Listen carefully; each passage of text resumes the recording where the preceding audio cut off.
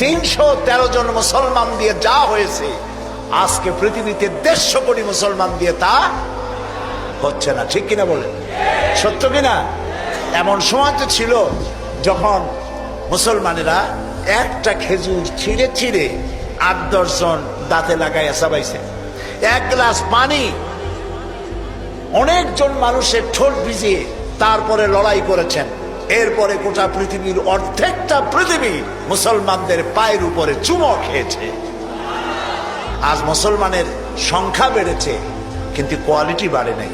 Quality বাড়াবার জন্য foundation হচ্ছে তাওহীদ, তাওহীদে বিশ্বাস, শিরক থেকে বাঁচা আর তাওহীদে বিশ্বাস স্থাপন করা।